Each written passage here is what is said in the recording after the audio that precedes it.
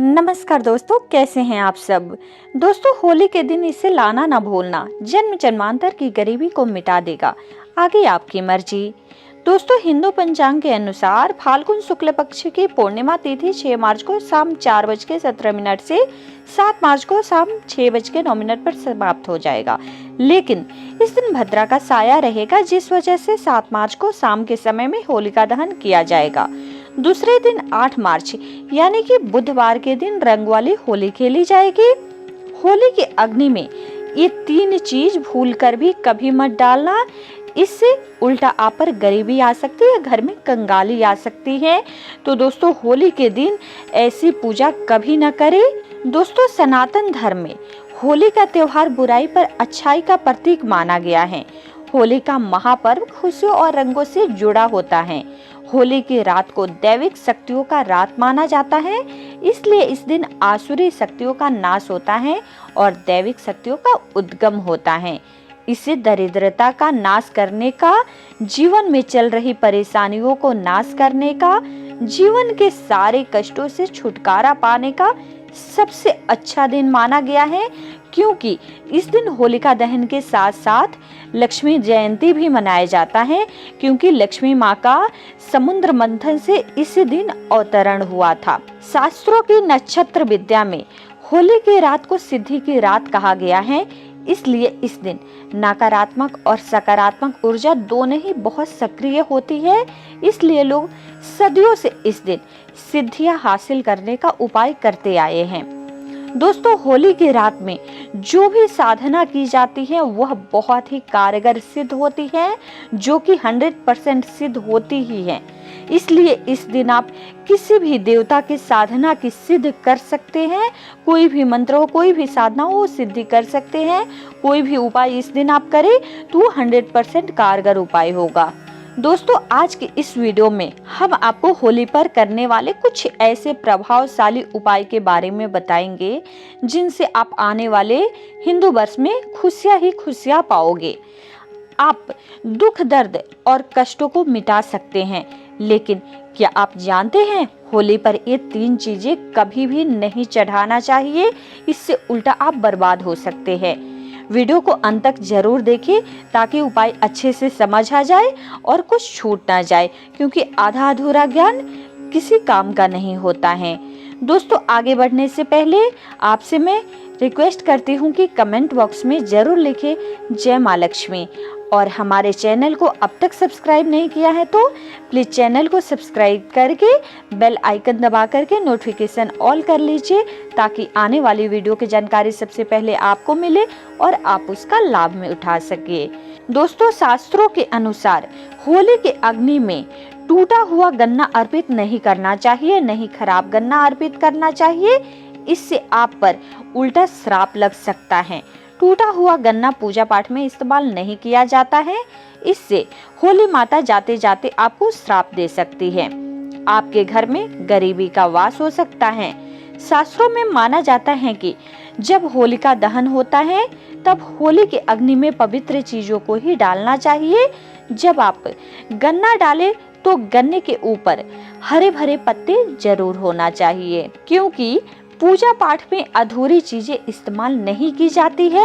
अधूरी चीजें इस्तेमाल करने से अधूरा ही फल प्राप्त होगा, इसलिए गन्ना साबुत होना चाहिए, टूटा हुआ बिल्कुल भी नहीं होना चाहिए। दोस्तों, हमेशा याद रखें, होलिका दहन से ठीक पहले गन्ना घर में लेकर के आ जाएं, और गन्ने की संख्या 2 या 5 या फिर 7 होना चाहिए। दोस्तों, पवित्र अग्नि में पानी वाला नारियल नहीं चढ़ाना चाहिए, इससे आप पर पाप का हकदार बन सकते हैं। आप हमेशा सूखा नारियल ही होली के अग्नि में अर्पित करना चाहिए। पानी वाला नारियल अग्नि के अंदर भूलकर भी नहीं डालें। होलिका दहन में सूखा नारियल ही डालना चाहिए, जो हम आपको दिखा रहे हैं। इस नारियल को अग्नि में डालने से पहले इस पर पूरे परिवार का हाथ अवश्य लगा ले। इससे होली माता जाते जाते आपको धन से माला माल तथा आपके घर से गरीबी को साथ ले जाएंगी। पानी वाला नारियल आप पूजा पाठ के दौरान उसका यूज कर सकते हैं। पूजा पाठ के दौरान आप पानी वाला नारियल फोड़ सकते हैं, लेकिन अग्नि में कभी मत डालना। सूखे नारियल को अग्नि में डालने से होली माता आपके सभी परेशानी को अपने साथ ले जाती है और अग्निदेव भी प्रसन्न हो जाते हैं। तो दोस्तों, माना जाता है कि होली माता को घर का भोग अति प्रिय है, इसलिए आप अपने घर में जो भी बनाए वो होली माता को अवश्य अर्पित करें। लेकिन याद रखें, गुजिया चढ़ाते समय देख ले कि गुजियों की संख्या 3 नहीं होनी चाहिए। या तो आप चढ़ाए नहीं, अगर चढ़ाए तो 2 चढ़ाए, 5 चढ़ाए, 7 चढ़ाए, 11 चढ़ाए, एक भी नहीं चढ़ाना चाहिए। एक गुजिया की संख्या भी नहीं होनी चाहिए। होलिका दहन में आप बर्फी का भोग लगा सकते हैं और जल अवश्य अर्पित करें। होलिका दहन में बड़कुले यानी कि गाय के बने उपले अवश्य चढ़ाना चाहिए। दोस्तों, होली के अग्नि में आप हरा चना, गेहूं की बालियां, कोई भी नई फसल अवश्य अर्पित करें। इससे आपके घर में अन्न धन की कभी भी कमी नहीं होगी। जब आप माता को बालियां अर्पित करें तो देख ले कि टूटी हुई बालियां न हो, सूखे हुए पत्ते न हो, एकदम बालियां हरी भरी होनी चाहिए। दोस्तों, होलिका दहन के अग्नि में सूखी बालियां चढ़ाने से पाप लगता है। शास्त्रों के अनुसार माना जाता है कि अगर आपको मासिक धर्म आ जाए तो ऐसे में आप होलिका दहन की पूजा में किसी और से आप पूजा करवा सकते हैं। आप पूजा का वैसे ही पालन करें जैसे करते हैं, लेकिन मासिक धर्म के दौरान होलिका दहन के पास नहीं जाना चाहिए। आप दूर से ही होलिका दहन देख सकते हैं और किसी और से पूजा पाठ करवा सकते हैं। इससे भी आपको फल की प्राप्ति अवश्य होगी। दोस्तों, होली के अग्नि में चावल के बने पापड़ तथा कच्चे चावल अवश्य अर्पित करने चाहिए। होलिका दहन में चावल अर्पित करने से धन की प्राप्ति होती है। इससे आपके घर में जितनी भी गरीबी होगी सब नष्ट हो जाएगी। कचरी पापड़ आदि होलिका दहन में अवश्य अर्पित करना चाहिए। इससे होलिका दहन से पहले जूठा नहीं करना चाहिए।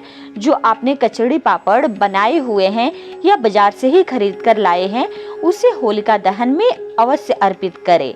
इससे आपके घर में धन की कोई कभी भी कमी नहीं होगी। दोस्तों, ऐसा माना जाता है कि होली से पहले होलिका दहन में बगैर अर्पित किए गुजिया भी नहीं खाना चाहिए। जब आप माता को भोग लगा दें उसके बाद ही इसका सेवन करें और सभी परिवारों में गुजिया एक दूसरे को अवश्य खिलाना चाहिए। इससे आपसी परिवार मजबूत होता है। हमेशा याद रखें, माता को गुजिया खिलाने के बाद कन्याओं को भोग अवश्य लगाना चाहिए और दक्षिणा भी देना चाहिए। इससे नौ दुर्गा तथा माता रानी का आशीर्वाद प्राप्त होता है। दोस्तों, इस दिन गाय को भोग अवश्य लगाना चाहिए। इस दिन आप गाय को गुजिया वगैरह जो भी बनाए हैं उसमें से अवश्य खिलाएं। गाय को मीठा भोग खिलाने से कई जन्मों तक पीढ़ी दर पीढ़ी राज करती है। इससे सभी देवी देवताओं का भोग लग जाता है। इस दिन आप कुछ करें या ना करें, गाय माता को गुजिया का भोग अवश्य लगा दे। इससे होली मैया का आशीर्वाद सदैव आप पर बना रहेगा। दोस्तों, चाहे कुछ भी हो जाए, लेकिन होलिका दहन के अगले दिन आपको होली की राख घर में जरूर लाना है और इसे पूरे परिवार के मस्तक पर आपको लगाना है। इस राख को आप कपड़े में बांधकर और संभालकर हमेशा घर में रखें। छोटे बच्चे के मस्तक पर आप इसे तब लगाएं जब उन्हें नजर दोष लग जाए उस बच्चे को। इससे नजर दोष आपके बच्चे के आसपास भी नहीं भटकेगी। होली के राख को आप बांधकर दुकान के गल्ले में या फिर लॉकर में भी रख सकते हैं। इससे आपके धन में बढ़ोतरी होगी और आपके धन को कभी भी किसी की बुरी नजर नहीं लगेगी। होली की राख से आप बहुत कुछ कर सकते हैं, जिससे आपके घर में सुख समृद्धि बढ़ती है और नकारात्मक ऊर्जा नष्ट हो जाती है। दोस्तों, होली के दिन सफेद चीज कभी किसी से नहीं लेना चाहिए। इस दिन टोने टोटके प्रभावशाली माने गए हैं। इस दिन सबसे ज्यादा टोने टोटके किया जाता है। सफेद चीज में आपके ऊपर कोई काला जादू कर सकता है। होली के दिन आप सफेद चीज भूल कर भी कभी किसी से मत लेना। दोस्तों, वेद पुराण के अनुसार माना जाता है कि होली खुशियों का सौगात लेकर के आती है। प्यार का प्रतीक मानी गई है।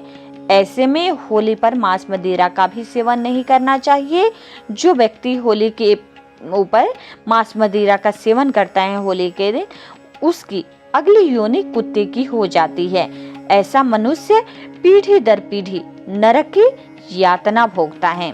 शास्त्रों के अनुसार माना जाता है कि भगवान श्री कृष्ण को होली का पर्व अत्यधिक प्रिय है, इसलिए इस दिन कोई भी ऐसा कार्य नहीं करना चाहिए जिससे भगवान श्री कृष्ण क्रोधित हो जाए।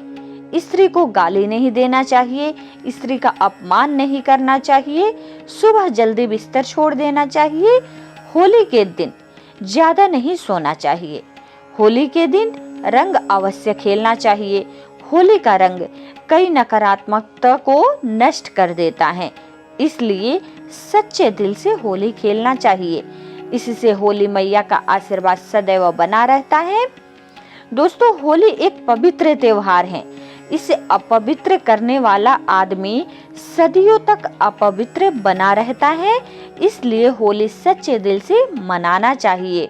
दोस्तों, सच्चे दिल से कमेंट बॉक्स में जय श्री कृष्ण जरूर लिखें। भगवान श्री कृष्ण के लिए एक लाइक तो बनता है, और चैनल को सब्सक्राइब नहीं किया है तो प्लीज नोटिफिकेशन ऑल कर लीजिए चैनल को सब्सक्राइब करके, ताकि आने वाली वीडियो की जानकारी सबसे पहले आपको मिले। मिलते हैं अगले वीडियो में। जय श्री कृष्ण, राधे राधे, जय श्री कृष्ण।